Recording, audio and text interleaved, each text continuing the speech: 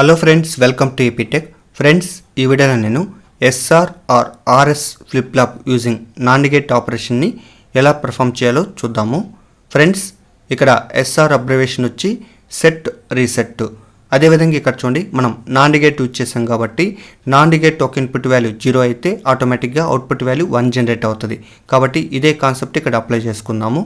అయితే ఇక్కడ చూడండి, మనకి ఇక్కడ 3 ఇన్పుట్స్ ఉన్నాయి. అవి ఎస్, క్లాక్, ఆర్. కాబట్టి 3 ఇన్పుట్స్ ఉన్నాయి కాబట్టి ఇక్కడ 8 పాసిబిలిటీస్ మనకి ఇక్కడ జనరేట్ అవుతుంది. కాబట్టి ఇప్పుడు ఒక్కో దాని గురించి చూద్దాము. ఫస్ట్ ఇక్కడ నేను క్లాక్ ఈక్వల్ టు 0 తీసుకున్నాను కాబట్టి ఎస్ఆర్ వాల్యూస్ అనేటివి తీసుకోలేదు. కాబట్టి క్లాక్ ఈక్వల్ టు 0 ఇలా తీసుకున్నాను. కాబట్టి ఈ 2 ప్లేసెస్లో 0 అనేది ఇలా నోట్ చేసుకుంటాం. అయితే ఇక్కడ చూడండి, నాండ్ గేట్ ఒక ఇన్పుట్ వాల్యూ 0 ఉంది కాబట్టి డైరెక్ట్గా ఇక్కడ అవుట్పుట్ వాల్యూ 1గా నోట్ చేసుకుంటాము. అగైన్ ఇక్కడ ఈ నాండ్ గేట్ ఒక ఇన్పుట్ వాల్యూ 0 ఉంది కాబట్టి డైరెక్ట్గా ఇక్కడ అవుట్పుట్ వాల్యూ 1గా నోట్ చేసుకుంటాం. అగైన్ ఇక్కడ చూడండి, ఈ నాండ్ గేట్ ఒక ఇన్పుట్ వాల్యూ 1 ఉంది కాబట్టి ఈ నాండ్ గేట్ అవుట్పుట్ ఈ ఇన్పుట్ మీద డిపెండ్ అవుతుంది. అగైన్ ఇక్కడ ఈ నాండ్ గేట్ ఒక ఇన్పుట్ వాల్యూ 1 ఉంది కాబట్టి ఈ నాండ్ గేట్ అవుట్పుట్ ఈ ఇన్పుట్ మీద డిపెండ్ అవుతుంది. అగైన్ ఇక్కడ చూడండి, ఈ ఇన్పుట్ వచ్చి ఎక్కడ అవుట్పుట్ కనెక్ట్ చేశాను, అగైన్ ఈ ఇన్పుట్ వచ్చి ఇక్కడ అవుట్పుట్ కనెక్ట్ చేసుకున్నాను. కాబట్టి ఇప్పుడు ప్రీవియస్ అవుట్పుట్ తీసుకునేసి ఈ పార్ట్ ఆఫ్ సర్క్యూట్కి మాత్రమే పర్ఫామ్ చేసుకోవాలి. కాబట్టి ఫస్ట్ క్యూ ఈక్వల్ టు 0 తీసుకున్నాను, క్యూ బార్ ఈక్వల్ టు 1 తీసుకున్నాను. కాబట్టి ఇక్కడ ఈ 0 అనేది ఫీడ్బ్యాక్ పాత్ ద్వారా ఇలా నోట్ చేసుకుంటాం. కాబట్టి 0-1కి మనకి ఇక్కడ అవుట్పుట్ వాల్యూ 1 జనరేట్ అవుతుంది. సో అగైన్ ఇక్కడ జనరేట్ అయిన 1ని ఈ ఫీడ్బ్యాక్ పాత్ ద్వారా ఇలా నోట్ చేసుకుంటాం. కాబట్టి 1-1కి మనకి నాండ్ గేట్ అవుట్పుట్ 0 జనరేట్ అవుతుంది. సో నెక్స్ట్ అదేవిధంగా ఇక్కడ క్యూ ఈక్వల్ టు 1 తీసుకున్నాను, క్యూ బార్ ఈక్వల్ టు 0 తీసుకున్నాను. సో అగైన్ ఇక్కడ చూడండి, ఈ 1 అనేది ఈ ఫీడ్బ్యాక్ పాత్ ద్వారా ఇలా నోట్ చేసుకుంటాము. కాబట్టి 1-1కి ఈ NAND gate output value 0 generate అవుతుంది.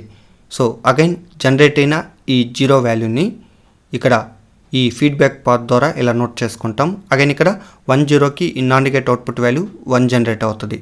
సో ఓవరాల్గా ఇక్కడ చూడండి, క్యూ వాల్యూ ప్రీవియస్ అవుట్పుట్ 0-1 తీసుకుంటే ప్రజెంట్ అవుట్పుట్ 0-1 జనరేట్ అయింది. అగైన్ ఇక్కడ queue bar value previous output 1-0 తీసుకుని సాల్వ్ చేస్తే ప్రజెంట్ అవుట్పుట్ 1-0 జనరేట్ అయింది. అంటే ఓవరాల్గా ఇక్కడ మనకి నో చేంజ్ కండిషన్ అనేది అక్కరైంది.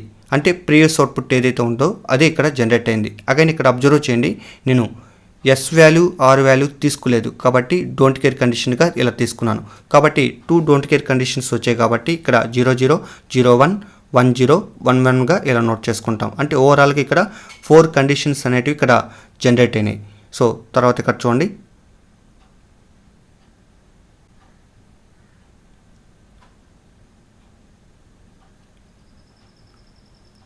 Next clock equal to 1, S equal to 0, R equal to 0. కాబట్టి ఇక్కడ క్లాక్ ఈక్వల్ టు 1ని ఇలా నోట్ చేసుకున్నాను. కాబట్టి ఈ 2 ప్లేసెస్లో 1 నోట్ చేసుకున్నాను. నెక్స్ట్ ఇక్కడ S equal to 0, R equal to 0ని నోట్ చేసుకున్నాను. అగైన్ ఇక్కడ చూడండి, 0-1కి ఇక్కడ అవుట్పుట్ వాల్యూ 1 జనరేట్ అవుతుంది. అగైన్ ఇక్కడ 1-0కి అవుట్పుట్ వాల్యూ 1 జనరేట్ అవుతుంది. కాబట్టి ఇక్కడ నాండ్ గేట్ ఒక ఇన్పుట్ వాల్యూ 1 ఉంది కాబట్టి ఈ నాండ్ గేట్ అవుట్పుట్ ఈ ఇన్పుట్ మీద డిపెండ్ అవుతుంది. అగైన్ ఇక్కడ ఈ నాండ్ గేట్ ఒక ఇన్పుట్ 1 ఉంది కాబట్టి ఈ నాండ్ గేట్ అవుట్పుట్ ఈ ఇన్పుట్ మీద డిపెండ్ అవుతుంది. అగైన్ ఇక్కడ చూడండి, ఈ నాండ్ గేట్ ఇన్పుట్ని అవుట్పుట్ కనెక్ట్ చేశాను, ఈ నాండ్ గేట్ ఇన్పుట్ని అవుట్పుట్ కనెక్ట్ చేశాను. కాబట్టి ఇక్కడ ప్రీవియస్ అవుట్పుట్ తీసుకునేసి ఈ పార్ట్ ఆఫ్ సర్క్యూట్కి మనం ఆపరేషన్ పర్ఫామ్ చేసుకోవాలి.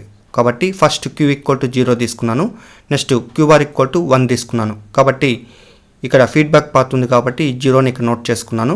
కాబట్టి 1-0కి ఇక్కడ అవుట్పుట్ వాల్యూ 1 జనరేట్ అవుతుంది. ఇప్పుడు జనరేట్ అయిన ఈ 1ని ఈ ఫీడ్బ్యాక్ పాత్ ద్వారా ఇలా నోట్ చేసుకుంటాం. కాబట్టి 1-1కి ఈ నాండ్ గేట్ అవుట్పుట్ 0 జనరేట్ చేసింది.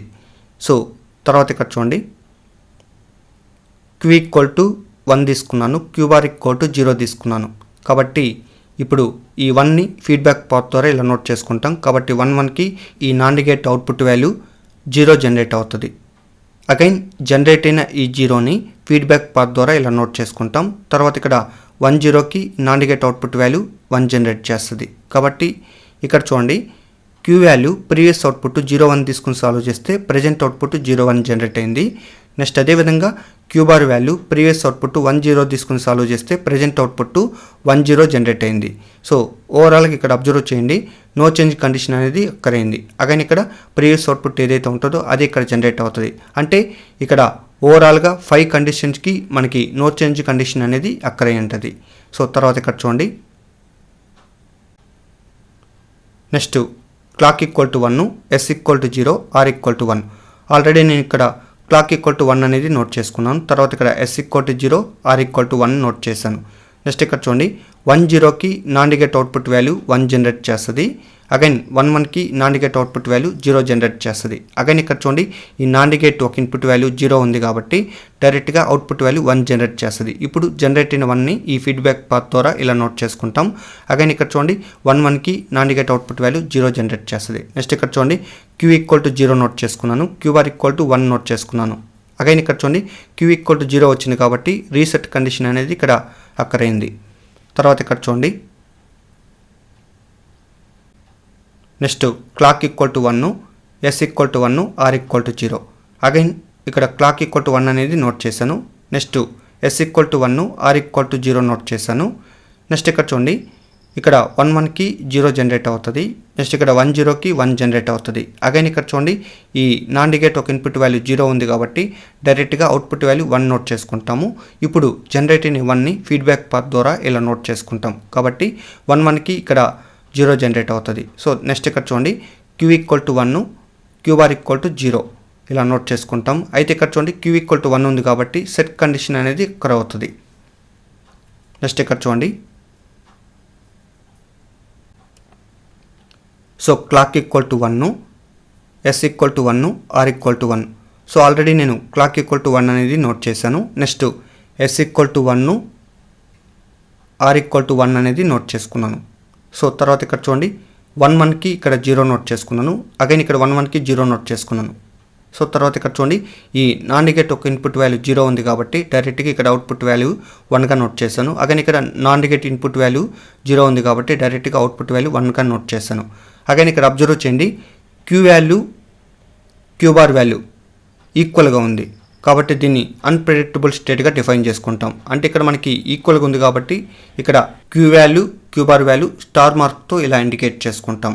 సో ఇక్కడ అబ్జర్వ్ చేయండి, మనకి ఎస్ఆర్ ఫ్లిప్ ఫ్లాప్లో ఉన్న డ్రాబ్యాక్ ఏంటంటే S equal to 1, R equal to 1 apply చేయనప్పుడు మనకి ఇక్కడ అన్ప్రెడిక్టబుల్ స్టేట్ అనేది అక్కడ అవుతుంది. సో దీన్ని ఓవర్కమ్ చేయడానికి మనం ఇక్కడ జేకే ఫ్లిప్ ఫ్లాప్ని యూజ్ చేసుకుంటాం.